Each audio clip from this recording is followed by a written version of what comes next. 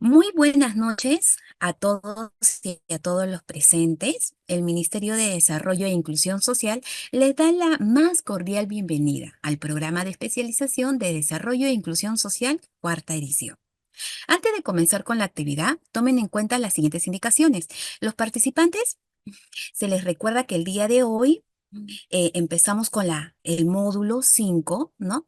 Que es sobre el sistema de focalización de hogares, SIFO. Asimismo, les recordamos que es dentro de la cuarta edición de la programación del programa de especialización de desarrollo e inclusión social. El enlace Zoom que recibieron al registrarse es de uso personal e intransferible. La asistencia se registra en forma automática al momento de ingresar a la sala. Pueden formular sus preguntas a través del chat o del panel de preguntas y respuestas vía Zoom durante la presentación del ponente. Al término de la disertación se procederá a responder las preguntas formuladas. Entonces, para dar pase a la ponencia, la ingeniera Deiri Pilar Guzmán Bendezú. Ella es ingeniera de sistemas de la Universidad Nacional del Callao, egresada de la Maestría de Ciencia de los Datos de la Universidad Ricardo Palma. Asimismo, cuenta con certificados internacionales de analítica. Actualmente se desempeña como especialista en la gestión de base de datos e información de la Dirección de Calidad de Información de la Dirección General de Focalización e Información Social del Ministerio de Desarrollo e Inclusión Social. Le damos el pase a Deidi. Deidi, muy buenas noches. ¿Qué tal? Muy buenas noches, estimados participantes. Bueno, voy a proceder a compartir mi pantalla para dar inicio, pues, a este programa de especialización en desarrollo e inclusión. A ver, comparto la pantalla, me comentan si se logra visualizar. A ver. Bueno, para dar inicio a este módulo 5 de Sistema de Focalización de Hogares del CISFO, vamos a comentar esos conceptos generales en relación a lo que se refiere a la focalización y el Sistema Nacional de Focalización del SINAF, ¿no? Entonces, el tema uno que vamos a ver es conceptos, en qué consiste una focalización, en qué consiste una filtración y qué es una subcobertura. Empecemos entonces. La focalización. Como todos ya sabemos, la focalización implica dirigir nuestros recursos que nosotros pudiéramos tener o podrían darse mediante programas o beneficios a grupos específicos de la población que son identificados como los más necesitados o en este caso conocido como la población vulnerable, ¿no? Aquí se encuentran las personas de más pobreza, las personas que no tienen alguna condición socioeconómica que le pueda facilitar, pues, que pueda cubrir todas sus necesidades básicas que pueda tener, como por ejemplo alimentación, ropa, viviendas, educación, lo más básico. ¿Ok? Entonces, el objetivo es maximizar la eficiencia del uso de estos recursos limitados, asegurando que aquellos que más necesitan estas ayudas, pues lo puedan recibir, ¿no? En lugar de aplicar un enfoque más generalizado que podría no ser tan efectivo, como podría darse el caso de que personas que tengan las condiciones de poder subsistir, tengan los recursos al menos, pero estos pueden ser beneficiados pues por algún programa social o para un hecho, ¿no? Cosa que estaría quitando o desplazando a otras personas que realmente carecen y tienen estas necesidades. Entonces, en eso consiste la focalización. Implica dirigir correctamente todos estos recursos. Empecemos. Para realizar una focalización, nosotros debemos tener en cuenta estos tres tópicos. Uno de ellos es el instrumento de gestión pública. ¿Qué instrumentos de gestión pública nosotros podemos aplicar para garantizar una focalización correcta a nivel nacional? Después, ¿qué cosa podemos nosotros hacer para poder mejorar la eficiencia del gasto social? ¿Realmente estamos invirtiendo o estamos haciendo los gastos correctos en todas las poblaciones vulnerables? ¿Estamos dando todos los recursos que necesitan ellos o no lo estamos haciendo? ¿Qué podríamos ver en estos puntos? ¿Qué más? con ello que nos podría traer, reducir la filtración y la subcobertura. Deidit, muy bien, tú me hablas un poquito acerca de lo que es la filtración y la subcobertura, pero ¿qué podríamos entender al respecto? Tendríamos esos conceptos, ¿verdad? Entonces vamos a explicar acerca de lo que es la filtración y la subcobertura. Cuando uno se refiere a filtración, esto también es llamado error de inclusión. ¿Qué quiere decir eso, Deidit? Se refiere a que el beneficio de un determinado programa social va a alcanzar a personas que no forman parte de su objetivo del mismo. Se mide como el porcentaje de beneficiarios efectivos que no corresponden al grupo destinatario. Es decir, que podría pasar que algunas familias que fueron clasificadas como pobres o pobres extremos, están recibiendo algunos beneficios que quizás, según su condición, está como pobre o pobre extremo, pero en la realidad no viene a ser el caso. O sea, viéndolos ahí, no visitándola al hogar, nos damos cuenta de que ese hogar tiene una tienda, una pequeña bodeguita o algún otro recurso para poder subsistir. Entonces, estos tipos de errores se llaman filtración. La subcobertura, también llamado error de exclusión, se refiere a la brecha entre el grupo destinatario del programa y los que efectivamente participan de él. Se mide como el porcentaje de la población objetivo del programa que no están cubiertos por esto. Por ejemplo, pueden haber personas que están solicitando por ahí su pensión 65 u otro programa social, pero lastimosamente como hay muchos usuarios, entonces no llegan a ser atendidos, tienen que pasar a largas listas o colas de espera, esto debido a que no se priorizan también las situaciones de las vulnerabilidades de cada persona. Entonces, vamos a ver algunos casos. ¿Cuál sería en sí el objetivo de la focalización? El objetivo principal es reducir errores de filtración y de su cobertura. Cuando nosotros hablamos de los tipos de errores de filtración, vamos a hablar de inclusión, ¿no? Es decir, se van a aplicar criterios de elegibilidad y vamos a ver que reciben los que no son elegibles, ¿no? Es decir, van a recibir los beneficios los que realmente no son pobres. Y cuando hablamos de exclusión, hacemos de una subcobertura, o sea, no reciben y son elegibles, es decir, no reciben y son pobres. Los que realmente son pobres son los que no reciben. Estos errores de inclusión se podrían dar como, por ejemplo, este caso, acá nos han puesto como una dinámica, un error de inclusión en el PGH. ¿Qué implica esto? Por ejemplo, cuando un hogar y sus integrantes han sido clasificados en el PGH como pobre o pobre extremo y le correspondía en realidad una clasificación de no pobre. Por ejemplo, ¿qué podría haber pasado en estas situaciones? ¿A qué se daría o cómo surgiría estas situaciones de que el hogar y sus integrantes han sido clasificados como pobre o pobre extremo, cuando realmente este de acá era de no pobre? ¿Sería un error del aplicativo? No, ¿cierto?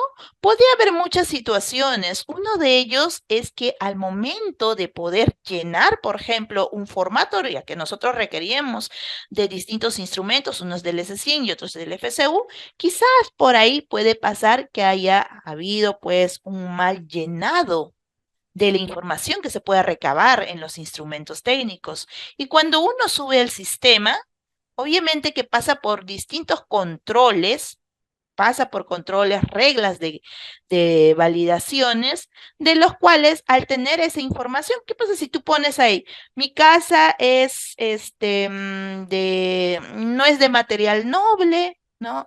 Vivo en la Amazonía y por ahí, bueno, pero resulta que por ahí, no sé, tengo asociado una tiendita o algo así, pero no lo declaré, no lo puse correctamente. ¿no? Entonces, algunas situaciones que conllevan a que pueden ocasionar errores en la inclusión en el PGH. O otras personas que dicen que inicialmente eran pobres porque no tenían efectivamente los recursos necesarios, pero pasando el tiempo ya tienen ya unas casitas mejoradas, ya tienen algún negocio, un buen trabajo, entonces realmente ya no son pobres, pero están recibiendo los programas sociales. Entonces, esta es una problemática, porque las personas no van a ir pues a las azules a poder actualizar su clasificación, porque no le convendría, ¿cierto? Ellos dirían, se pondrían a pensar, si yo estoy ahorita clasificado como pobre y pobre extremo, si ya mejoré mi situación económica, entonces voy a ir a la ULE a poder yo actualizar mi clasificación socioeconómica y obviamente me va a salir como no pobre y voy a perder todos mis beneficios. Por ahí recibía, no sé, mi pensión 65, por ahí recibía mi programa contigo, etc. Entonces, las personas a veces toman esas decisiones y no actualizan su clasificación socioeconómica. Entonces, ¿cómo podríamos nosotros ayudar a que esas clasificaciones sean adecuadas, sean correctas? Incentivando o yendo a hacer como ahora lo que se está haciendo, un empadronamiento masivo, viendo los hogares, haciendo unas visitas inopinadas, verificando quizás, ¿no? Entonces, otro error de exclusión en el PGH, por ejemplo, cuando un hogar y sus integrantes han sido clasificados como no pobre y en realidad debería haber sido clasificado como pobre o pobre extremo. Por ejemplo, una situación que puede pasar. Pongamos el caso de que hay un ancianito, ¿ya? Que tenía su casa, efectivamente, ¿no? Pero ya con el transcurso de los años puede haber surgido un incendio, ¿ya?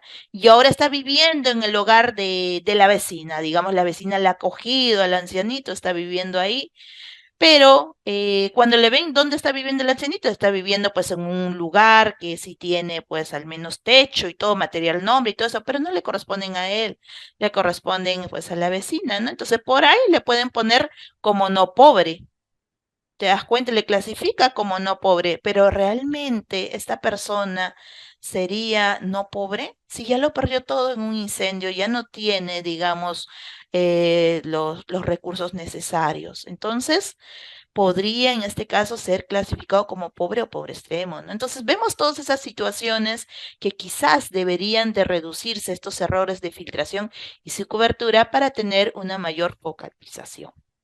Ahora, con respecto a este punto de acá, ¿cuáles serían las medidas para minimizar los errores de filtración? ¿No? Una de las medidas es la siguiente: mejorar los sistemas de identificación y selección. ¿Qué nos dice con ello?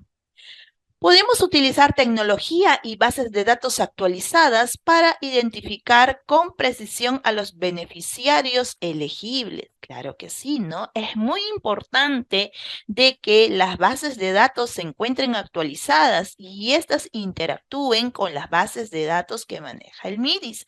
¿Por qué? Imagínate que nosotros no tengamos información de la RENIEC. Es decir, los programas sociales le siguen pagando a ciertas personas, pero resulta que ya estas personas estén fallecidas, ¿no? De un momento a otro ya tiene algunas restricciones, cosa que ya no debería de seguir siendo coberturado por algunos programas sociales. Pero en esta oportunidad, si no se tuviera el acceso a RENIEC o los servicios en línea, no tendríamos una información actualizada. Entonces, de suma importancia que todas las bases de datos se encuentren actualizadas y sobre todo que interactúen, ¿no? Para que de una u otra manera se tenga la información disponible para poder verificar la información de las personas, verificar las informaciones de los hogares y así brindarles pues su clasificación socioeconómica correcta. ¿Qué más? La simplificación de procesos. ¿Qué implica ello? Reducir la complejidad de los trámites necesarios para acceder a los beneficios. Imagínate, ¿no? ¿Qué pasaría si se reduce esta complejidad de los trámites, no sería tan laborioso. Muchas personas podrían ir a hacer sus trámites. A veces hoy en día, pues se tiene esos conceptos, entre comillas, que, a ver, solicítale tu pensión 65. Uy, pero para poder solicitar ello, tengo que hacer cierta cosa, tengo que sacar esto, tengo que ir a tal horario, me tienen que atender solo en este horario, a este horario, a veces no están. Bueno, ponen N situaciones que justamente el ciudadano lo ve como algo complejo para poder realizar o acceder a un beneficio, para poder solicitarlo, ¿no? Entonces, si se pudiera simplificar algunos procesos, sería más fácil y más accesible para la mayor parte de las personas. No solo estamos hablando de personas que, pues, que tengan algunos conocimientos con la parte de la informática, ¿no? Hay muchas personas que desconocen y necesitan una orientación para que uno pues le pueda guiar y explicar cómo hacer su trámite. Entonces, así se podría lograr que más personas puedan acceder a estos beneficios. ¿Qué más?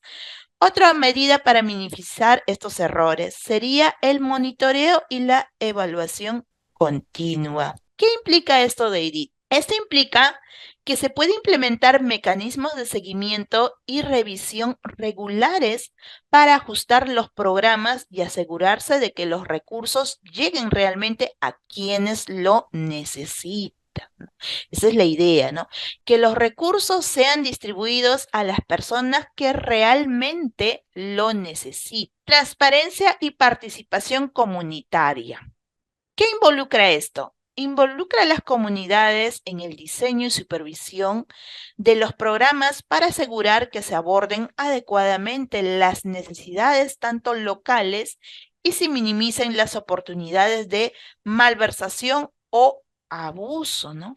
¿Qué pasa si por ahí pasaría algo, un favoritismo, ¿no? Ciertos personales solo le dan o le apoyan, ¿no? A sus familias, ¿no? Que vaya, le guíen, les orientan a sus familias para que puedan acceder, ¿no? De manera, pues, hacen una malversación de estos privilegios o cometen algún abuso, ¿no? Entonces, se debe ver acá, velar por una transparencia y participación comunitaria, ¿no? Que los recursos lleguen a todas las personas y sea de forma transparente. Para ello, se tiene que supervisar, se tiene que asegurar de que efectivamente en todos los locales se estén cumpliendo los parámetros, los requisitos respectivos para una otorgación de una clasificación, ¿no? Entonces, eso es muy importante, estas medidas para poder minimizar todos estos errores. La gestión adecuada de la filtración y la subcobertura es crucial para la eficacia y la eficiencia de las intervenciones sociales y para asegurar que los recursos limitados del Estado se utilicen de manera más justa, equitativa y productiva posible, ¿no? ¿Qué es el sistema de focalización, conocido como el SINAFO, Sistema Nacional de Focalización, SINAFO? En este caso, el objetivo del SINAFO es la asignación eficiente de los recursos públicos de las intervenciones públicas definidas en el marco de la política social del Estado, contribuyendo al cierre de las brechas relativas a los problemas o carencias que dichas intervenciones busca resolver. ¿Qué es la focalización en el marco de SINAF?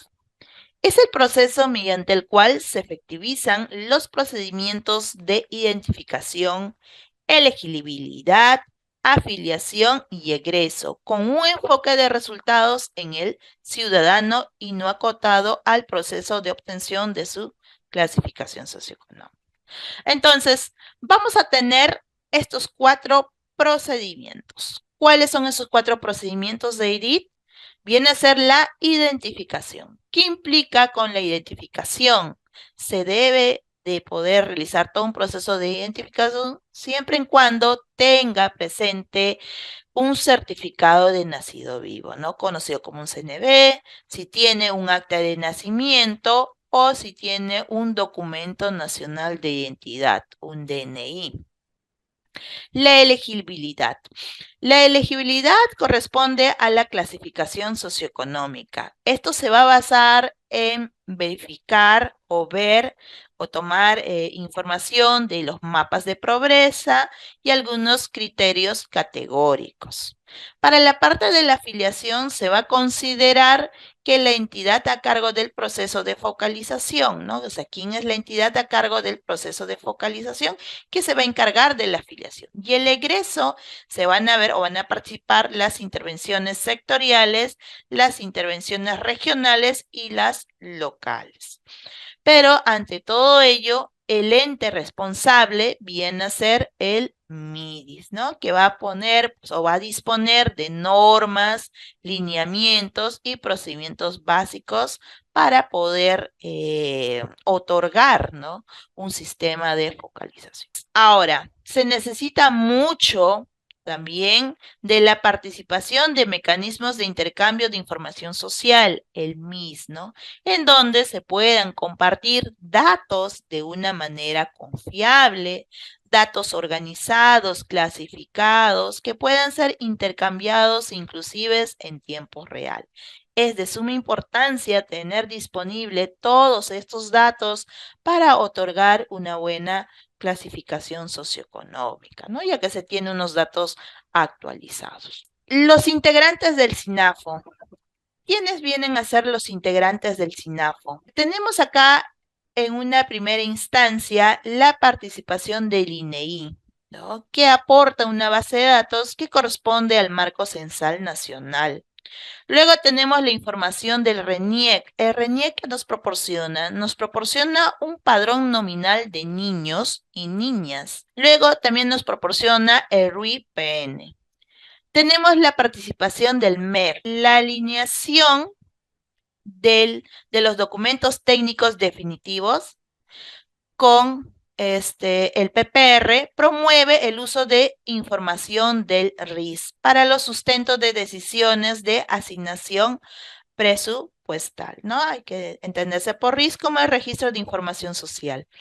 El CIAS, que es la Comisión Intermediaria de Asuntos Sociales, establece resultados de política social, evalúa y aprueba la lista de intervenciones públicas focalizadas propuestas de Office. Tenemos también los gobiernos subnacionales. Entre ellos tenemos los gobiernos regionales y los gobiernos locales. Los gobiernos locales son los responsables del empadronamiento, sistematización y jurisdicción y custodia de la información de la población. Los gobiernos regionales pueden empadronar en casos excepcionales. Por ejemplo, ¿no? Difunde y apoya las labores del SINAFO, promueve espacios de rendición de cuentas. Las entidades a cargo de las intervenciones públicas focalizadas o conocidas como las IPFs, que se van a encargar de los programas, proyectos, organismos, por ejemplo, ¿no? Van a hacer el proceso de identificación, el proceso de elegibilidad, el proceso de afiliación y el proceso de egreso. Las entidades responsables de las IPFs de los ministerios van a encargarse de diseñar y elaborar el sustento técnico de la propuesta del IPF, elaborar y aprobar el documento técnico definitivo, el DTT, de la IPF, ¿no? De las intervenciones públicas focalizadas. Y el MIDIS propone resultados de política social. Elabora también las listas de las intervenciones públicas focalizadas en coordinación con el Office, que es el organismo de focalización e información social. El Office, como entidad a cargo del SINAFO, va a brindar normas, lineamientos y procedimientos básicos. Es el mecanismo de intercambio de información social, MIS, que va a dar los datos confiables, organizados, clasificados y que todos ellos se encuentren en tiempo real. Todos ellos vienen a ser participantes del SINAFO. ¿Qué es lo que se busca? Se buscan las prioridades de la política social del Estado, así como los resultados que se espera alcanzar en la vida de los ciudadanos. Por ejemplo, ¿no? Algunos resultados priorizados trazados que podríamos compartir son los siguientes. Reducir la brecha monetaria y cerrar las brechas de desigualdad. En este caso, la tasa de pobreza monetaria total es un indicador emblemático. La línea base hoy en día, esta tasa de pobreza monetaria total está a un 25.9%. Se busca la meta al año 2030, reducirlo hasta un 19.8%. ¿Qué más? El porcentaje con algún seguro de salud, aquellas personas que pueden tener con algún seguro de salud. Actualmente la línea base es de un 81.3%. Se quiere llegar a la meta en el 2030 de lograr un 99.4%. Cuando me hablan de promover el desarrollo infantil temprano como bases para la inclusión y bienestar, en este caso vamos a tener distintos indicadores. Uno de ellos es el porcentaje de niñas y niños de 6 a 35 meses con anemia. Actualmente se tiene como línea base 39.0. Se quiere llegar a la meta de un 32.4, reducir este índice. ¿Qué más? Un porcentaje de niños y niños menores de 5 años con desnutrición crónica. La línea base hoy en día es de 11.5. Se quiere reducir a un 7.5. Tenemos un porcentaje de niñas y niños de 9 a 12 meses con comunicación verbal a nivel comprensivo y expresivo apropiada para su edad. En este caso, la línea base es 78.6, queremos incrementarlo al 81.5%. Tenemos un porcentaje de niñas y niños entre 12 a 18 meses que caminan por propia iniciativa sin necesidad de detenerse para lograr un equilibrio.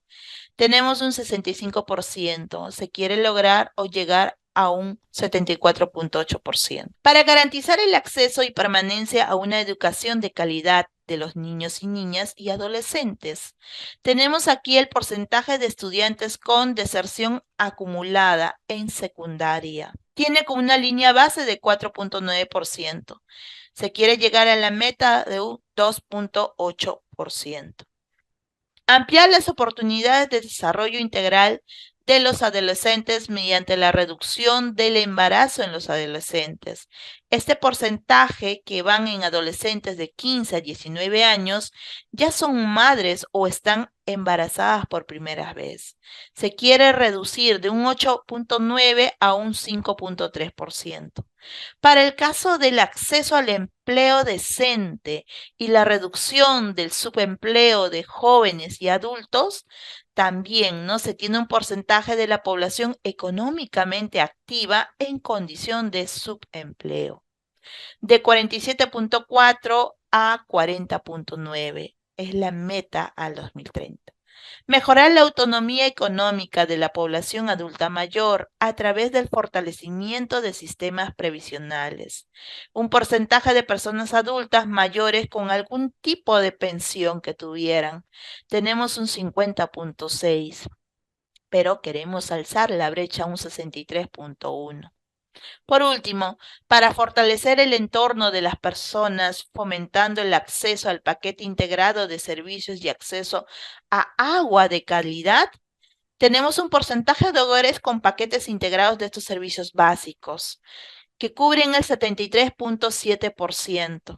Se quiere llegar a un 87.5%. El porcentaje de hogares con agua clorada, de 26.4 se desea llegar o se estima a un 35.7%.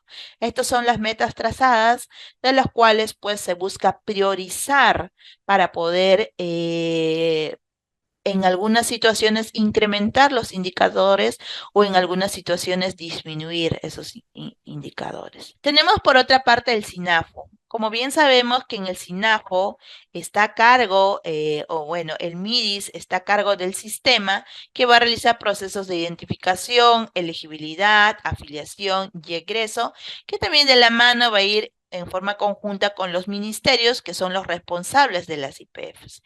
¿Qué va a lograr con ello? Brindar una focalización individual, otorgar una clasificación socioeconómica mediante el CISPOH. está encargado del gobierno local, de la ULE, que es la unidad de los empadronamientos, de los cuales es muy importante, ya que ellos se van a basar en distintos instrumentos técnicos, van a aplicar, por ejemplo, van a aplicar una solicitud de C100, van a proceder con la ficha socioeconómica única o con el FCU, o quizás tomar en consideración el acceso de algunas bases de datos administrativas que se puedan manejar, ¿no? Para ver, a ver si efectivamente la persona tiene una clasificación socioeconómica de pobre, no pobre o pobre extremo, para poder participar o hacer uso de ciertos beneficios que le puede otorgar pues los distintos programas sociales, por ejemplo, Fondo de Vivienda, el SIS, Pensión 65, Juntos,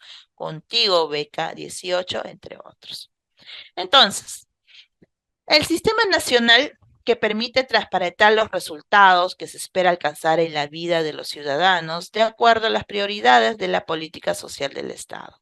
También va a permitir mejorar el diseño de algunos programas sociales y los subsidios existentes y promueve la creación de nuevos programas sociales o subsidios para atender las necesidades de la población, reconociendo la naturaleza múltiple de los desafíos y barreras y no solo de las dimensiones económicas que puedan darse.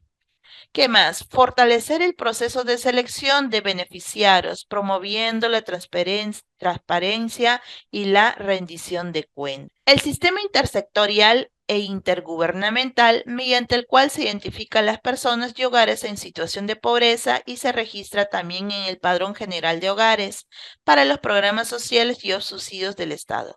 Pueden ser considerados como sus potenciales usuarios de acuerdo a los criterios de elegibilidad definidos en los documentos de gestión en el marco del Sistema Nacional de Focalización.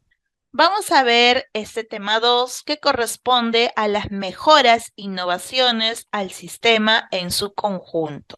Aquí vamos a ver la constitución de un organismo técnico especializado, en este caso el organismo de focalización e información social, el OFIS. De acuerdo al decreto legislativo 1612, a fin de contribuir a una adecuada identificación de la población vulnerable para acceder a las intervenciones sociales del Estado y lograr una mayor eficiencia del gasto social y logro de los objetivos de la política social del Estado, en ese marco del fortalecimiento del SINAFO, nace la necesidad de crear un organismo técnico especializado para poder planificar y supervisar las acciones de carácter multisectorial o intergubernamental de todas las intervenciones de políticas sociales del Estado de largo plazo, para lo cual se requiere un alto grado de independencia funcional. Este decreto legislativo fue publicado el 21 de diciembre del 2023. ¿Y cuáles son las líneas de trabajo y los productos del Office Daily? ¿No? Entonces, se va a encargar de estos tres: la generación y gestión de información social. Entre ellos podemos ver el registro de información social conocido como el RIS. ¿Qué se va a encargar el RIS? El RIS se va a encargar del levantamiento de información socioeconómica de los hogares a cargo de las ULES. Hoy en día tenemos 1.891 municipalidades. También se va a encargar de los registros administrativos, por ejemplo, de las bases de datos administrativas, como por ellas la SUSalud, SUNAR, planillas públicas y privadas, OSINERMIN, SUNAT, entre otros. Tenemos por otra parte el Registro Nacional de Usuarios, conocido también como el RNU. El RNU va a brindar información de usuarios, intervenciones públicas en el marco de la política social para su trazabilidad en el tiempo y de la oferta de los servicios en territorio. Por otra parte, tenemos la participación del mecanismo del intercambio de información social, el MIS. Este se va a encargar de integrar e interoperar información del RIS, del Registro de Información Social, y otros registros administrativos, y va a poner a disposición de entidades para el diseño, implementación y evaluación de políticas públicas. Las líneas de trabajo y los productos del Office va a conducir a un sistema nacional de focalización, en este caso es el SINAFO, y va a brindar asistencia técnica y supervisión del proceso de focalización de las intervenciones públicas, de las IPFs. Va a tener documentos técnicos definitivos de las IPFs, por ejemplo, documentos que puedan sistematizar los procesos de identificación, elegibilidad, afiliación y egreso de las intervenciones públicas focalizadas. Todo ello se va a conseguir, se va a conseguir mediante procesos, mediante roles, mediante fuentes de información. También se va a tener una lista de intervenciones públicas focalizadas que es apropiada por las IAS a propuesta de las Office. La Office evalúa la aplicación de las etapas de la focalización en las IPF. Pueden acceder a esta información todas las instituciones públicas, ¿no? En función a poder compartir toda esta información. Construyendo un registro social de hogares. ¿Cómo se va a realizar o cómo va a ser la ruta hacia una consolidación del registro social? ¿Cómo empezó? Empezó desde el año 2004 al 2011, por ejemplo, en el MEF y la PCM. ¿Qué pasó aquí? En el 2004 se creó el Sistema de Focalización de Hogares, conocido como el SISPO-H. El MEF, a cargo del SISPO-H, contrata al instituto cuanto para levantar información de todos los hogares de las principales ciudades del país en dos momentos. Ya en el 2011 y en el 2014 entre el MIDIS. Con la creación del MIDIS en septiembre del año 2011, se decide de que este CISFO-H pase a este nuevo ministerio. El MIDIS, mediante un convenio, contrata a la INEI para poder realizar un barrido, para poder levantar toda la información de todos los hogares del país correspondientes en el periodo del 2012 al 2013. La información se cargó al PGH entre los años 2014 y 2015. Es por ello que se promueve la constitución de las unidades locales de focalización, o conocidos como las ULR. Ya por los años 2015 hasta el 2023, se viene la participación de los MIDIS en forma conjunta con las ULES, ya que gracias a la ley del SINAFO se les otorgan las competencias exclusivas para el recojo de la información a los gobiernos locales. También se construye la constitución de unidades locales de empadronamiento en cada distrito del país. Una de las bases de datos administrativas que interoperan con el PGH viene a ser los seguros privados de salud, declaraciones de impuestos y tenencia de vehículos, padrón nominada, ¿no? Entonces ya se interoperan con estas bases de datos para tener una mayor certeza si efectivamente las personas que están solicitando su clasificación socioeconómica son pues realmente personas vulnerables, ¿no? Entonces ahí se puede ver toda esta información que pues antes no se tenía disponible. En el 2023 se transfieren recursos a 60 gobiernos locales para realizar un proceso de barridos focalizados, que viene con ello formulación de proyectos de inversiones con endeudamiento al Banco Mundial. Ya en una proyección del año 2024 para el año 2028, en donde ya se va a integrar la Office con un proyecto de inversión, se va a tener en cuenta un incremento de cobertura del PGH. Esta ley de presupuesto va a asignar recursos para empadronamientos en más de 228 distritos, que esto hace referencia a 4 millones de hogares georreferenciados. Va a haber también la creación del organismo técnico especializado en focalización e información social. Va a haber una creación de registro social con una ampliación del uso de registro social para el diseño e implementación de intervenciones. También hay un proyecto de inversión orientado al TIC, a las tecnologías de información, pues, del Banco Mundial. Va a haber también una aprobación de listas de intervenciones públicas focalizadas y una actualización de la metodología de determinación de la clasificación socioeconómica de hogares vulnerables, ¿no? Eso sería una buena propuesta también para una de las mejoras, una ruta de una consolidación de este registro social. ¿Cuál es una perspectiva de implementación del registro social? Está orientado a que los registros de hogares puedan determinar pues la clasificación socioeconómica.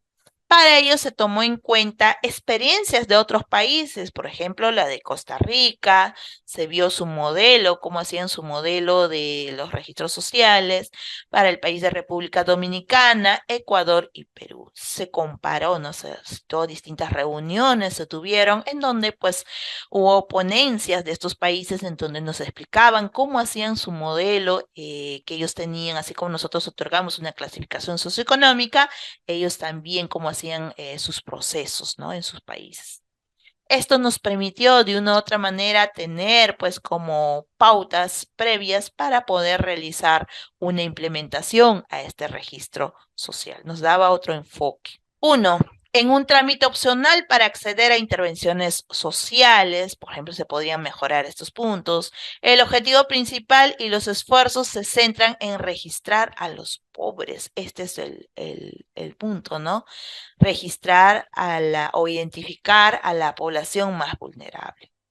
El registro social de hogares. Para este registro social de hogares se tomó experiencias de Chile y Colombia, que incluye la información de toda la ficha completa que se recoge en los hogares, que usa fuentes de información secundaria, incluye también registros de usuarios de los programas sociales y busca principalmente incluir a los pobres, aunque existen mecanismos que permiten incluir a toda la población, pero sí o sí incluir a los pobres.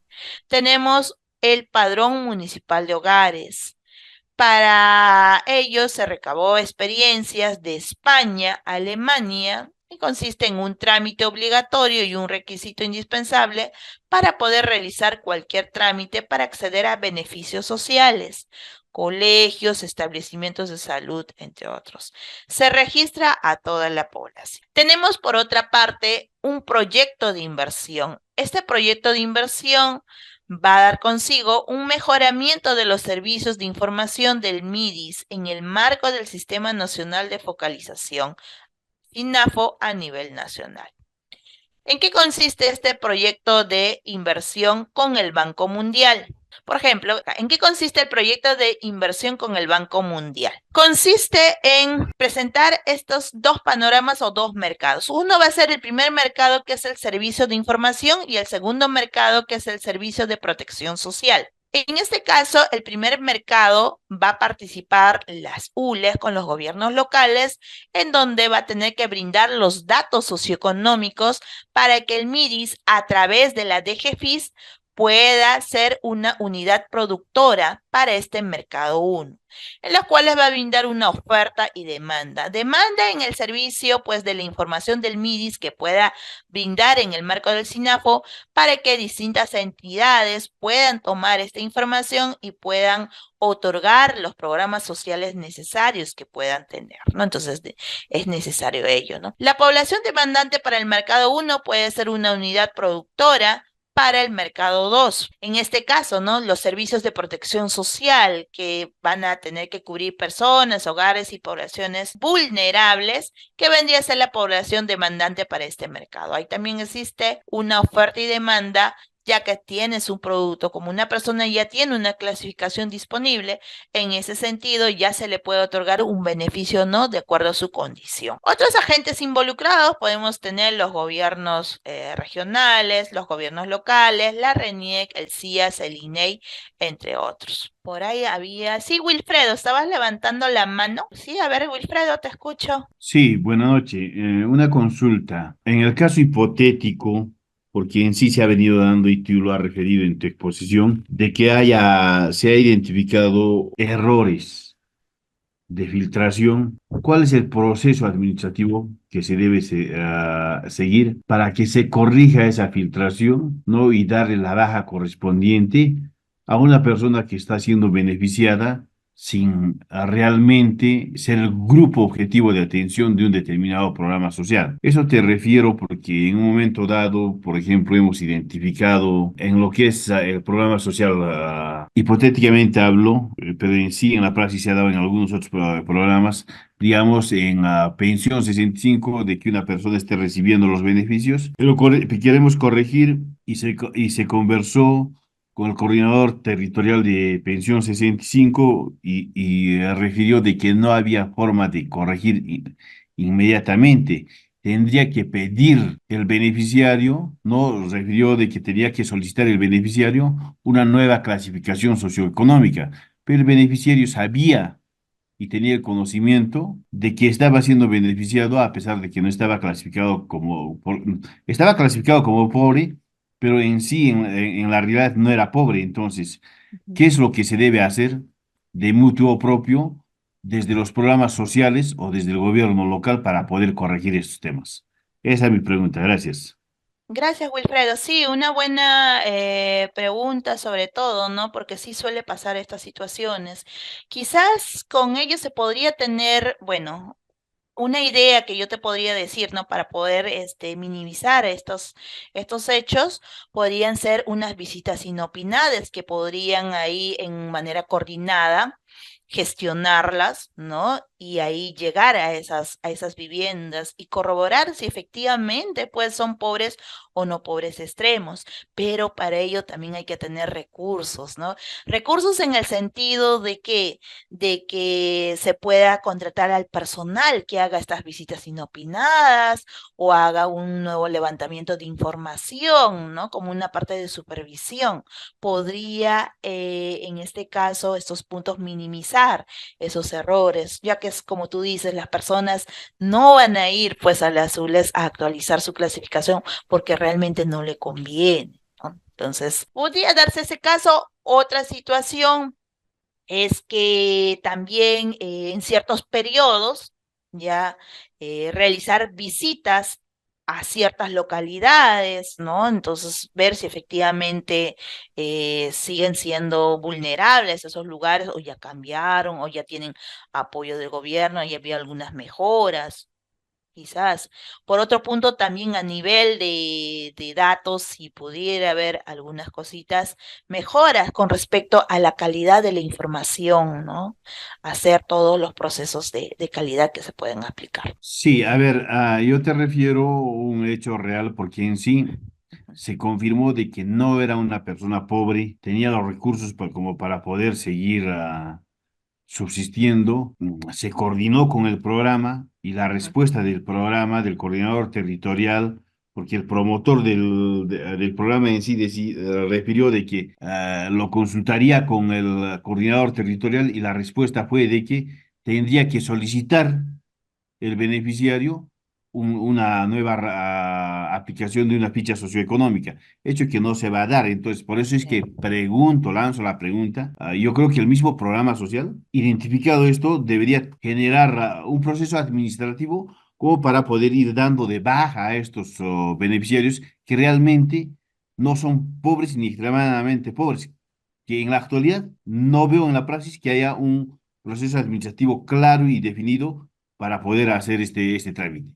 Y lo otro es que nosotros como gobiernos locales agarramos, exigimos de que se den de baja, evidenciando claramente el hecho de que ya no es pobre ni extremadamente pobre, pero no hay forma de. Yo quisiera pedir, por favor, una información clara o es que si no hubiese también, se refiera y se pueda armar una directiva, en el afán de poder hacer de que se corrijan estas filtraciones y más bien la subcobertura que en muchos de los casos se viene evidenciando en muchos gobiernos locales, la brecha de subcobertura vaya disminuyendo y realmente atendamos a los que realmente necesitan, valga la redundancia, ¿no? Gracias. Sí, efectivamente, ¿no? Si tuviéramos así un documento donde, como se menciona, algo en una directiva que pueda obligar a esta persona, entre comillas obligar, ¿no? Porque como uno dice, una actualización de una clasificación socioeconómica depende del ciudadano. El ciudadano tiene que acercarse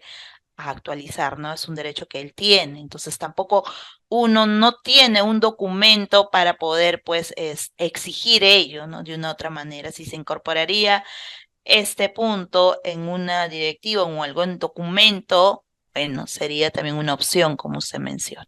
Continuamos. Tenemos acá el árbol de problemas. Acá hay algunos problemas y sus causas y efectos. Por ejemplo, ¿no? Tenemos acá una inadecuada prestación de los servicios de las entidades públicas a cargo de los programas sociales a sus beneficiarios. ¿Cuáles son estos efectos indirectos? Una baja cobertura de los servicios de protección social por limitaciones de información, un mayor costo social en la implementación de los programas sociales por beneficio.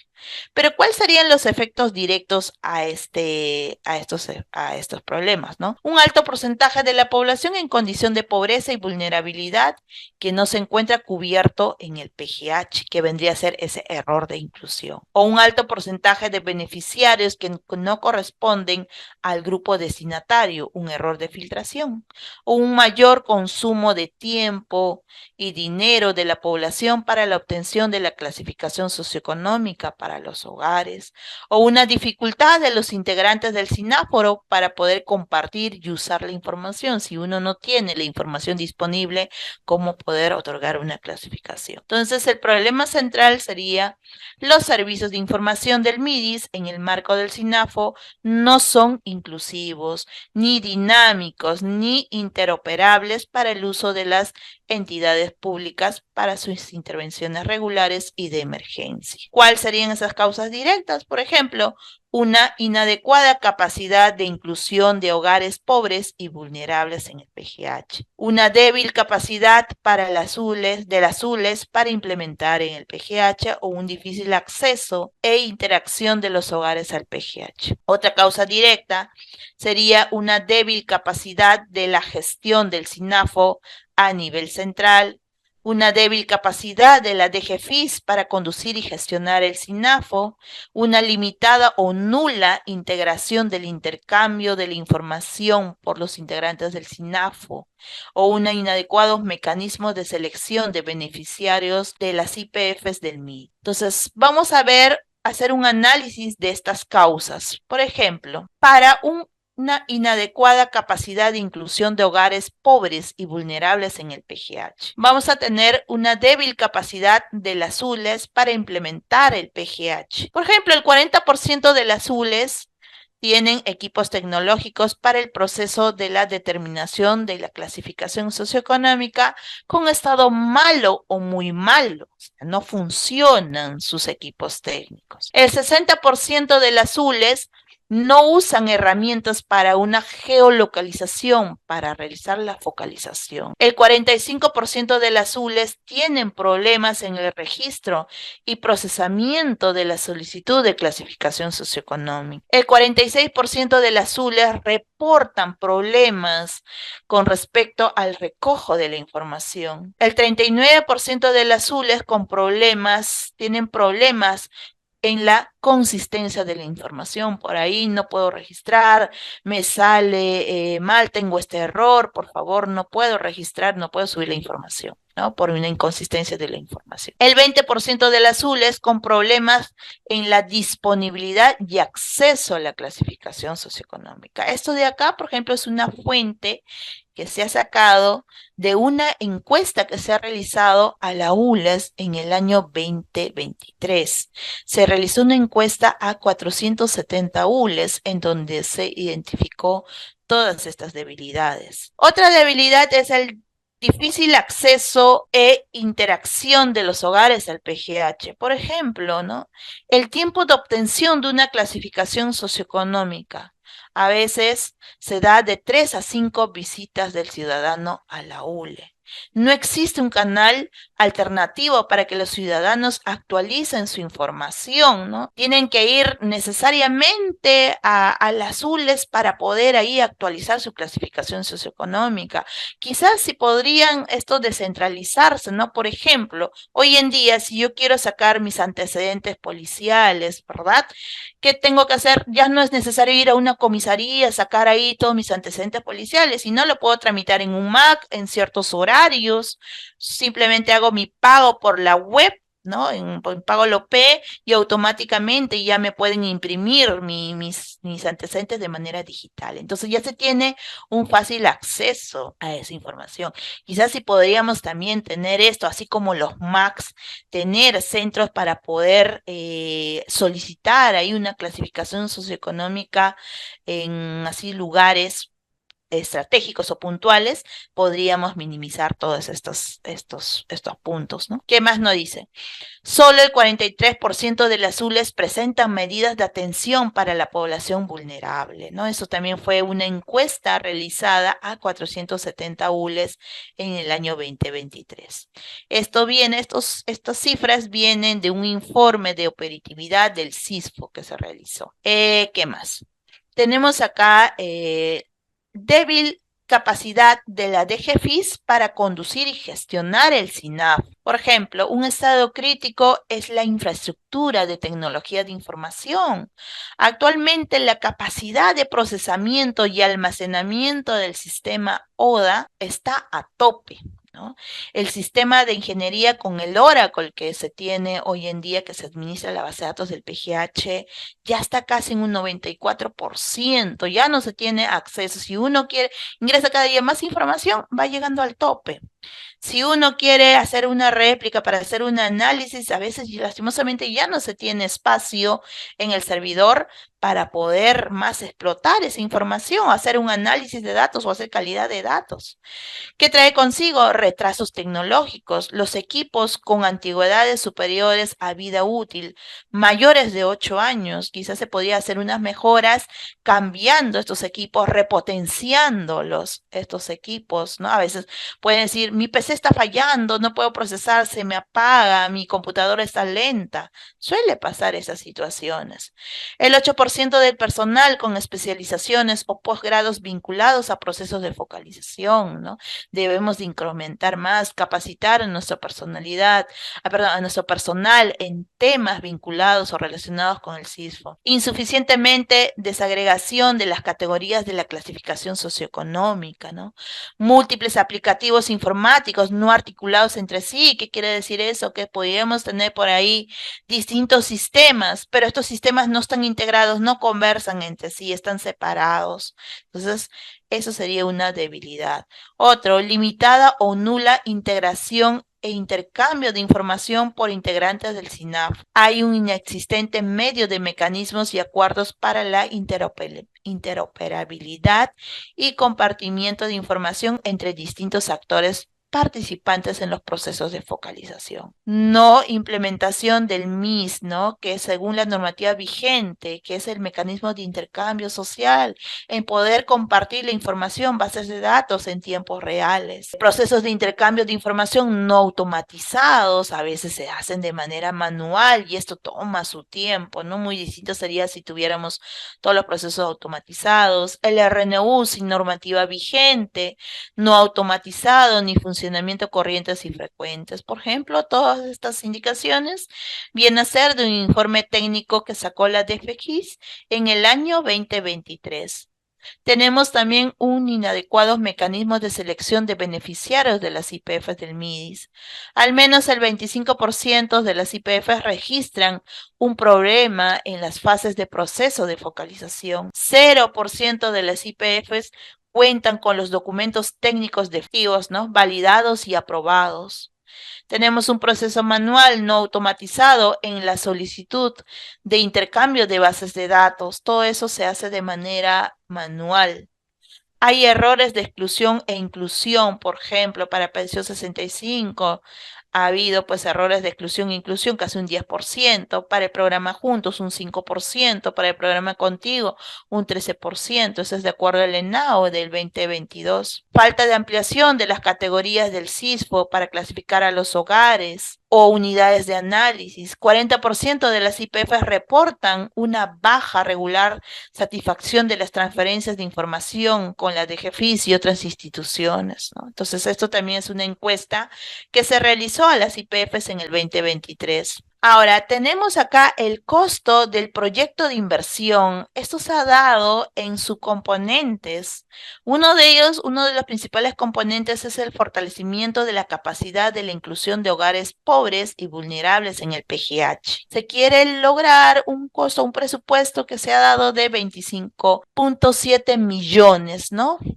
¿Cuáles serían sus componentes? Uno de ellos, la mejora de la capacidad de las ULES para implementar el PGH. Esto tiene un costo de 24 millones. Y mejoras de la experiencia de los hogares al PGH. Esto tiene un costo de 1.7 millones, logrando con ello los 25.7 millones. Para el componente 2, que es el fortalecimiento de las capacidades de la gestión del SINAFO a nivel nacional, se está presupuestando unos 37.2 millones, que trae consigo distribuirlos para una mejora de las capacidades de la DGFIS para conducir y gestionar el SINAFO. Tiene un presupuesto de 29.2 millones. Para hacer una mejora para la interoperabilidad de la información entre los integrantes del SINAFO para poder compartir las informaciones, se tiene un presupuesto de 6.5 millones. Para el fortalecimiento de los mecanismos de selección de beneficiarios de las IPFs para el MIS, un presupuesto de 1.5 millones. En toda la parte de la gestión del proyecto, una inversión de 4.9 millones y un control concurrente de 1.4. Trae consigo los costos del proyecto de inversión, que suman un total aproximado de 69 millones. ¿Cuáles serían los beneficios directos si todo esto se aplicaría? Habría una reducción del porcentaje de beneficios que no corresponden al grupo designatario, que viene a ser ese rol de filtración. Aportes tangibles, ¿no?, del PI al incremento de la eficiencia en los gastos públicos. Dada la capacidad que busca generar el proyecto de la DGFIS del MIDIS, y en las ULES, mediante la dotación de equipos y desarrollo de capacidades, se va a poder sostener la cobertura de hogares con clasificación socioeconómica disponibles en el PGH durante un horizonte de funcionamiento del proyecto, ¿no? Entonces, ¿qué pasaría si se dara la situación sin este proyecto de inversión? El incremento a lograr en la expansión de cobertura de hogares con clasificación socioeconómica en el PGH corre el riesgo de experimentar una caída de nivel, ¿no?, con la capacidad de actuar operacional de la DGFIS y de las ULES. Y el débil posicionamiento de la clasificación socioeconómica en la población, ¿no? Entonces, en vez de incrementar los hogares que nosotros pudiéramos tener con una determinación de la clasificación socioeconómica, esto se puede reducir. ¿Qué pasaría en la situación de que se pudiera invertir que en este proyecto?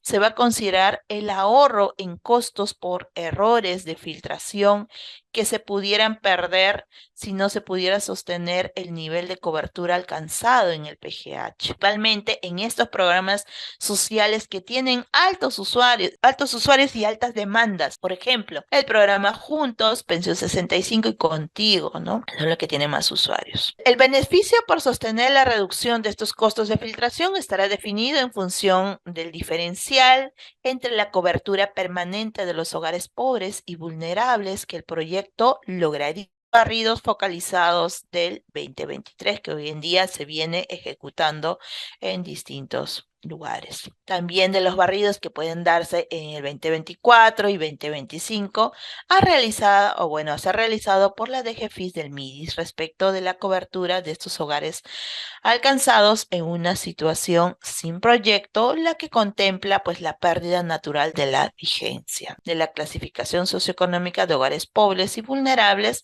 debido a que la capacidad actual de la DGFIS del MIDIS y de las ULES no es la adecuada como para sostener los ahorros de costos de filtración en el tiempo debido a la expansión de la cobertura del PGH. Entonces, estos son los conceptos que se tiene, y los retos e innovaciones que se pudiera destacar es pues la constitución de los organismos técnicos especializados para la conformación del organismo de focalización e información social, el OFIS, construyendo un registro social de hogares, tiene que elaborar, también realizar el proyecto de inversión por el Banco Mundial y tener una red latinoamericana de registros sociales, ¿no?, para poder ahí ver toda la información. ¿no? Estos serían los retos e innovaciones. No sé si hasta acá tuvieran algunas preguntas. Deidi, Sí. Milagros Dueña acaba de levantar la mano, le Ah, acabo ok. de ceder. Buenas noches. ¿Qué tal, Milagros? Buenas noches. De acuerdo a toda la explicación, se podría decir que el CISFO es el único mecanismo, por así decirlo, o herramienta que tenemos los gobiernos locales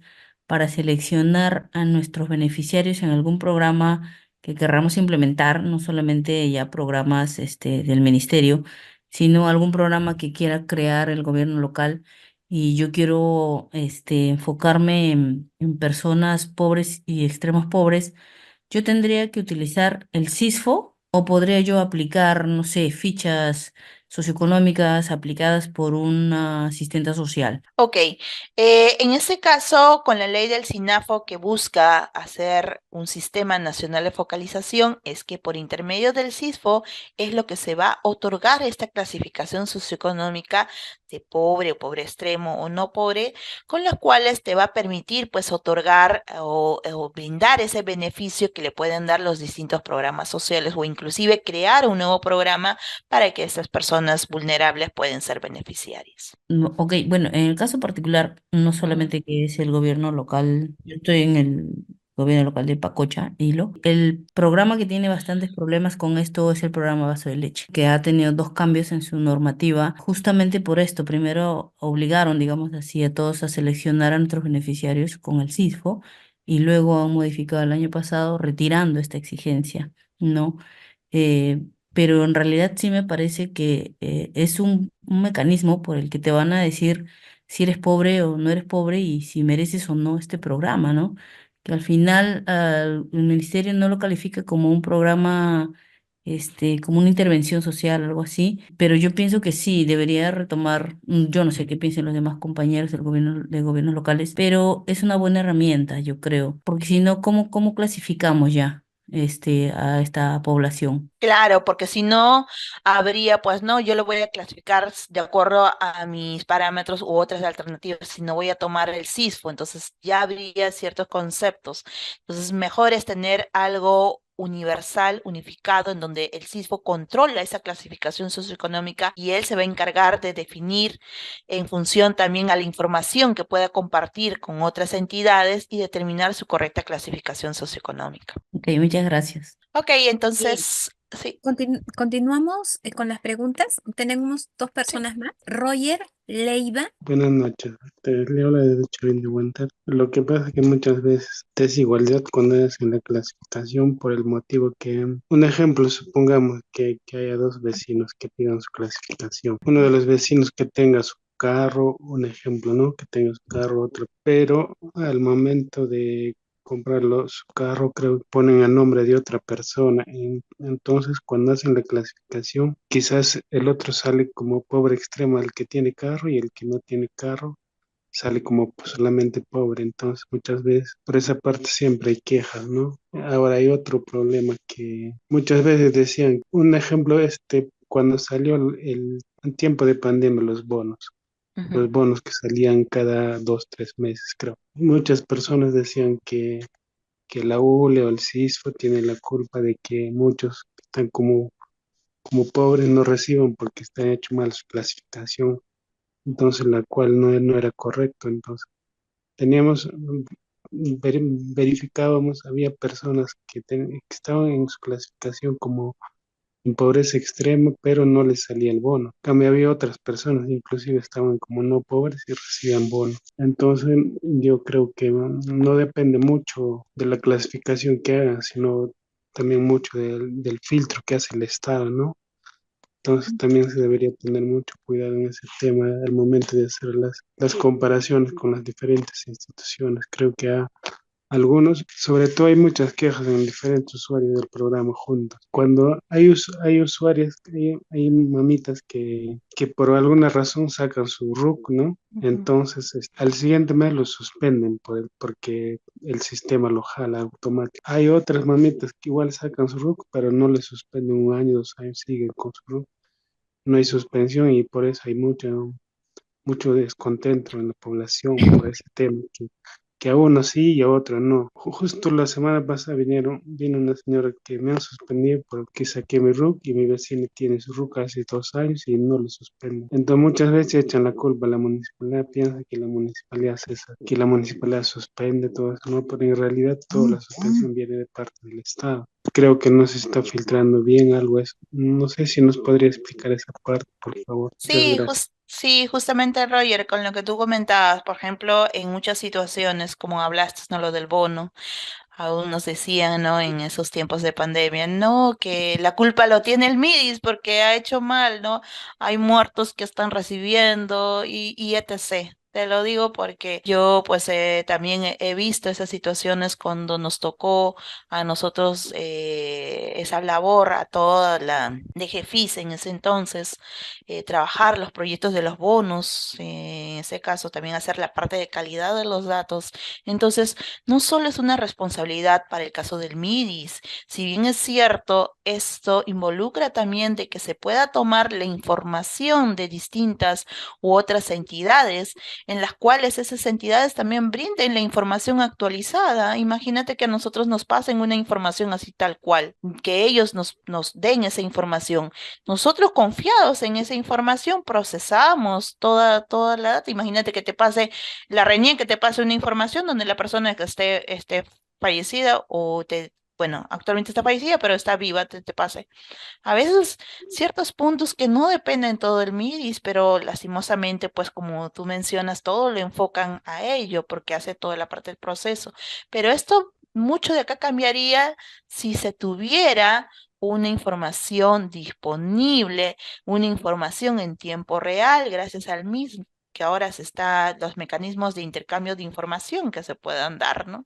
Si se tuviera esa disponibilidad sería estupendo porque vas a tener información actualizada y en tiempo real. Esto te va a permitir de una u otra manera tener algunos parámetros para poder identificar si efectivamente pues estas personas son vulnerables o no son vulnerables. Sí, licenciada, eso me iba, que Ujú. muchas veces creo que la responsabilidad es compartida entre todas las Exacto, instituciones, es compartida, no es entre que es todas solo las uno. instituciones Ujú, que se hace el cruce de información, ¿no? Ya sea ujú. con el ministerio, con la RENIEC o Así con todas es. las entidades que hacen el cruce de información, como le decía, la responsabilidad es compartida, pero muchas veces la población directamente le echa la culpa a la Así municipalidad es. y creo que no, a veces no entienden que el cruce de información no lo hace la municipalidad, sino la entidad correspondiente, ¿no? Y a veces se les explica y muchas veces van contra el trabajador o esas cosas. Claro, y justamente también como entidad nosotros tenemos esas debilidades, pues, es por ello que se mencionó en este punto, por ejemplo, para los mecanismos de intercambio de información que se realizan también de manera manual.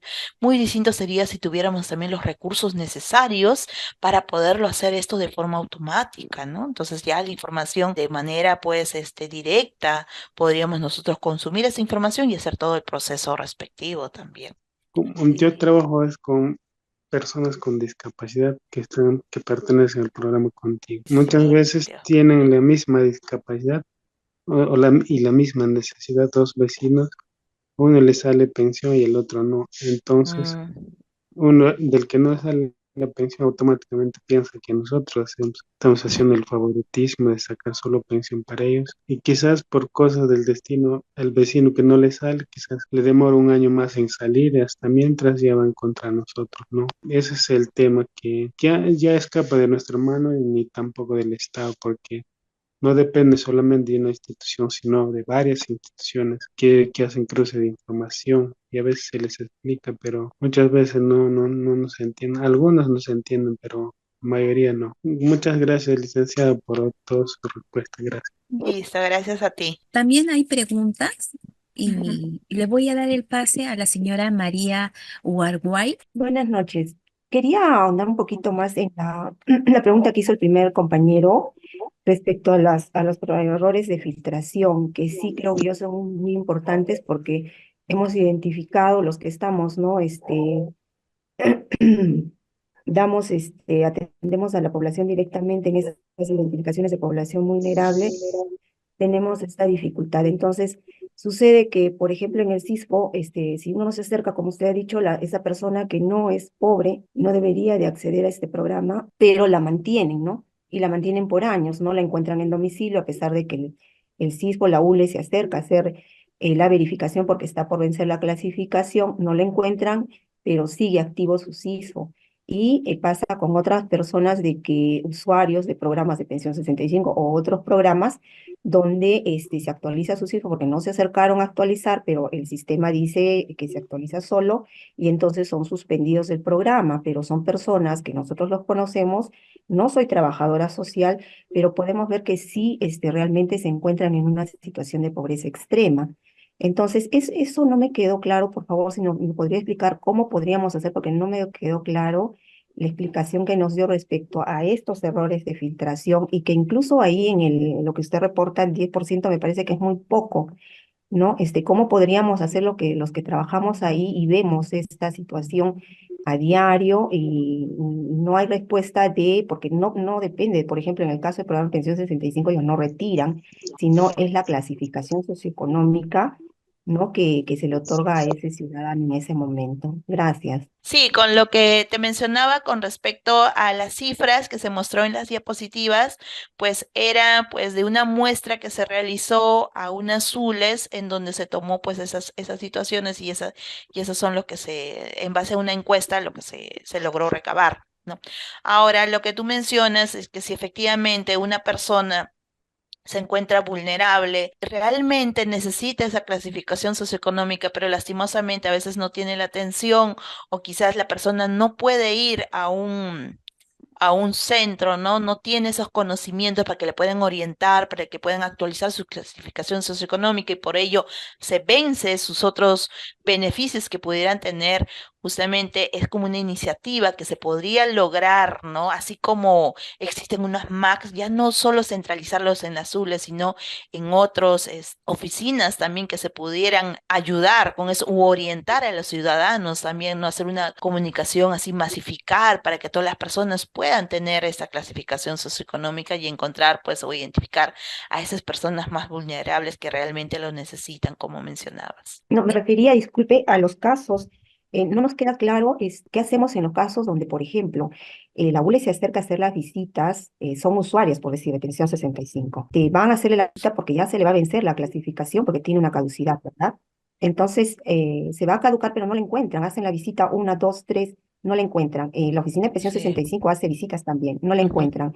Pero la usuaria, en cada vez que envían las hojas de los usuarios que van a cobrar cada 2 meses, esa Ujú. persona o esas personas figuran allí. O sea, nadie la encuentra, nadie sabe de su existencia, pero siguen Ujú. figurando.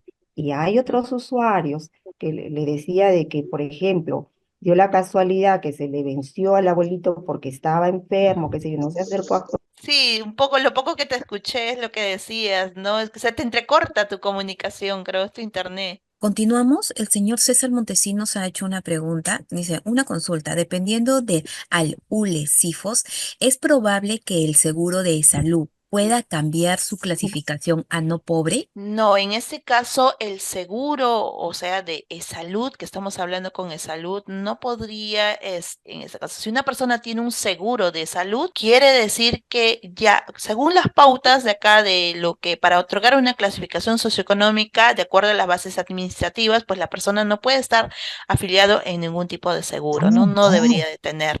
En este caso, si ya cuenta con un seguro de salud, quiere decir pues que tiene o entre comillas, esté trabajando en una institución, y ya tiene un seguro que pueda coberturarlo en todo ese caso, ¿no? Ya no estaría dentro de, digamos, de lo que pertenezcan a las poblaciones vulnerables. Esther Ramos Quispe nos pregunta, ¿puede incorporar la supervisión los gobiernos locales para verificar de usuario beneficio como pobre, extremo o pobre de los programas sociales?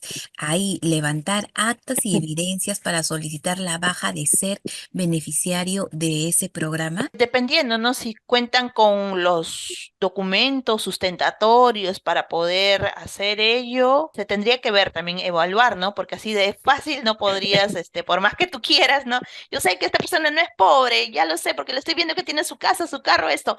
Y yo tengo que decirle, ¿no? Que le quiten su clasificación socioeconómica. Pues lastimosamente no se puede hacer eso, ¿no? Existen ya mecanismos que se deben de cumplir de una u otra forma para poder actuar, ¿no? Con medidas. Roger Leiva dice, hay personas que tienen salud, pero su clasificación es pobre extremo. ¿Nos podría explicar, por favor? Bueno, a veces en algunas situaciones y en casos podrían tener el tema de salud, ¿no? Porque la mayoría he visto que de acuerdo a la focalización se cumplen con distintos puntos o pautas para poder otorgar una clasificación socioeconómica. Pero puede haber algunas de otras restricciones, sí, de acuerdo a las cláusulas también que pueda manejar. En este caso, el que otorga la clasificación socioeconómica está a cargo de la Dirección de Operaciones y ellos tienen algunos mecanismos o filtros que en función a la dirección, pues, diseño y metodología que puedan otorgar para que se pudieran dar una clasificación, ¿no? Están preguntando un empadronamiento nuevo, pero Ujú. también es parte del trabajo del promotor de la pensión 65. Me imagino que debe ser empadronamiento es un promotor, un promotor que empadrona, también puede ser parte del trabajo de pensión 65. O Eso sea, puede ser, sí, como puede ser no entiendo. puede ser beneficiario y al final también trabajar. Ah, ya, o ¿Podría sea, si ser una eso? persona está como un perdón, un empadronador, puede ser también una persona vulnerable, por ejemplo, digamos, ¿no? Que estés en la Amazonía, ya, yo no tengo, recursos, pero estoy ahí apoyando como el tema de soy empadronador de esa zona, ¿no? Siempre en cuando tú declares cómo está tu situación y efectivamente validen también tu sueldo, tus ingresos, todos tus bienes que tú pudieras tener. Como te digo, esos son puntos que prácticamente son puntos netamente que manejan las áreas que realizan todo el proceso del PGH. Hay otra pregunta. ¿Los promotores también deberían realizar las visitas correspondientes? Muchas veces personas que necesitan calificar como no pobre y personas que tienen o califican como pobres extremos. Ok, señor Wilfredo. Eh, Sí, a ver, ajá, señor de, Wilfredo, permítame un ratito. Con esta sería la última pregunta y ahora sí, de ahí te doy el pase. reitero mi pregunta y la inquietud de muchos de ellos en torno a que se han identificado personas que no son pobres, pero son catalogadas como extremadamente pobres. Y yo refería el hecho de cuál sería la ruta administrativa a seguir para que a esta persona catalogada como pobre se deje de clasificar como pobre o extremadamente pobre, ¿no? Y en una de ellas referiste de que no es una apreciación somera en la cual se diga, sí, tiene su casa, tiene su carro, y referiste de que hay mecanismos. Quisiera saber cuáles son los mecanismos para en torno a eso poder ir ordenándonos, porque las brechas, creamos o no, se mantienen y en muchos de los casos están acrecentando. Uno, por un lado. O por otro lado, ¿cómo es que el MIDIS filtra la información de las fichas socioeconómicas para determinar si una persona es pobre o extremadamente pobre? ¿O cuál es la metodología que utiliza y finalmente el sistema que utiliza? Porque en muchos de los casos, la verdad es que yo personalmente ignoro sobre la metodología que se utiliza y el proceso de filtrado que realiza el MIDIS para realmente determinar quién es pobre y no extremadamente pobre, ya que evidenciamos de que levantadas las fichas socioeconómicas, personas que tienen posibilidades están catalogadas como pobres o extremadamente pobres y acrecentando la subcobertura de aquellas personas que realmente son pobres y no pueden ser atendidas. Gracias. Sí, Wilfredo, como te mencionaba, lo que pasa es que existe una metodología para realizar todo un proceso de clasificación socioeconómica.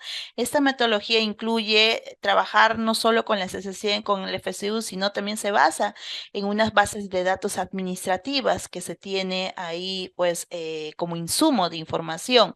Ahora, todo este proceso de una metodología, explicarte eso, pues, corresponde a otras áreas, ¿no? Que tienen una mayor noción y pueda profundizar esos puntos en sí a detalle cuáles son los indicadores o qué es lo que utilizan normalmente en esa metodología, ¿no? Lo que acá se explica es de manera general que existe, digamos, un procesamiento de información que se da a nivel del PGH en donde se toma ciertos insumos para realizar o otorgar una clasificación socioeconómica. Sí, David, yo entiendo. Sin embargo, creo Ujú, que siendo ya este un tema que está siendo recurrente y se está ujú. plasmando no solo por lo visto en las intervenciones de mis demás colegas, no solo en la región Cusco en la cual yo vivo, sino en diferentes regiones, creo que deberíamos hacer un esfuerzo de visibilizar ese tema. Por otra parte, también mm, quisiera, o sea, nuevamente reitero, de que se emita una directiva en el afán de poder marcar una ruta administrativa para poder revertir estas filtraciones que se están dando y realmente ir cerrando más bien las subcoberturas que se están visibilizando, ¿no? Gracias. Ok, gracias, Wilfredo. Igual, todas tus sugerencias también se le va a comunicar, a ver, para que puedan de una u otra manera también brindar esas respuestas. Gracias. Quería hacer como una especie de taller, a ver, un ratito voy a compartir, era con la parte conceptual, Sí, en el chat. ¿sí? En el chat, a ver. Está delante tuyo, Milagros. Es un enlace. Sí, es sobre todo pues como unas preguntas de conocimientos que hemos compartido el día de hoy. Es este enlace con ese código que pueden ingresar. Es como una dinámica para poder realizar. Ahí está, miren, varios se han conectado, muy bien.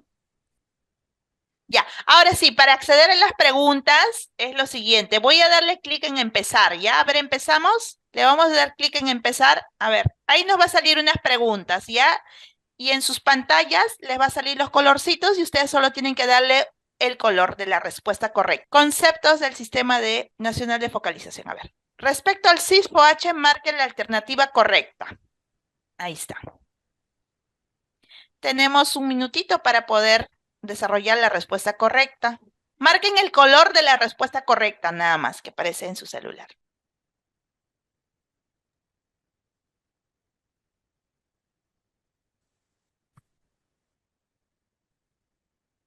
Pero estas son las preguntas que igual lo estamos desarrollando, ¿no? Corresponden las responsabilidades de la unidad local de empadronamiento. ¿Cuál sería la respuesta correcta? Ay, si no, por el chat respondemos. A ver, ¿cuál sería la respuesta correcta? Asistir al solicitante en el llenado del formato SC. ¿Ok? Vamos a la siguiente pregunta. Respecto al plazo máximo de atención de solicitudes de clasificación socioeconómica, marca la respuesta correcta. La respuesta es 25 días hábiles en el ámbito urbano y 40 días en el ámbito rural. Ok, vamos a la siguiente pregunta. Muy bien. Ahí está la siguiente pregunta. Ajá, muy bien, ahí están las respuestas. A ver, ¿qué nos dice? ¿El CISFO contribuye a mejorar la calidad de vida y el desarrollo de la población? ¿Verdadero o falso? Listo, la respuesta es verdadera, ¿no? Vamos, siguiente. A ver. Respecto al CISFO, marque la alternativa correcta. Ok, la respuesta es todas son correctas, ¿no? El CISFO contribuye a la asignación eficiente de los recursos públicos, reduce la filtración, subcobertura y politización del gasto y contribuye a la asignación equitativa de los recursos públicos. Vamos a ver la siguiente pregunta. Identifique la entidad responsable de gestionar y garantizar el funcionamiento óptimo de la ULE. A ver. Ok, la respuesta es el gobierno local, ¿no? El color rojo. Ahí está. Ok, siguiente. Vamos, nos faltan 3 preguntitas. Medidas para minimizar los errores de filtración y subcobertura. Listo, la respuesta es, todas son correctas, ¿no? Mejora los sistemas de identificación y selección, transparencia y participación comunitaria y el monitoreo y evaluación continua. Ay, lo cerré. A ver, vamos a ver lo siguiente. La focalización es...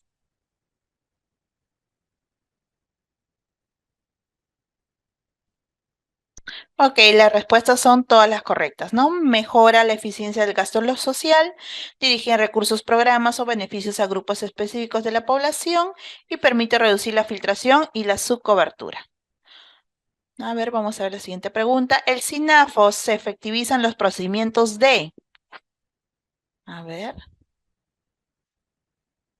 En este caso... Listo, ¿no? Identificación, afiliación, elegibilidad y egreso. Muy bien. Y la última pregunta. La generación y gestión de información social se da mediante... 8 respuestas. Ok. Todas son correctas, ¿no? Mediante el registro de información social, el RIS, mecanismo de cambio de información social, el MIS, y los registros nacional de usuarios del RNU. Ok, listo. Entonces, con esto finalizamos. Ganó acá. ¿Qué nos dice quiénes ganaron? En primer lugar está, bueno, los que participaron, ¿no? Tuvieron la oportunidad aquí. Bueno, todos hemos participado, ¿no? Gracias por la participación de todos, ya sea por el chat. Lastimosamente acá, pues no se pudo ingresar todos, pero hemos buscado una alternativa de poder participar.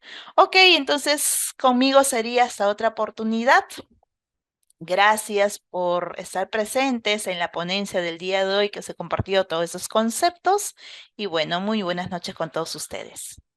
Queridísima Day, de parte del Ministerio de Desarrollo e Inclusión Social, te damos las gracias y esperamos que nos puedas acompañar en otra oportunidad. Y a ustedes, queridísimos participantes, les agradecemos a todos por su tiempo y por estar presente con las preguntas y con estas dinámicas.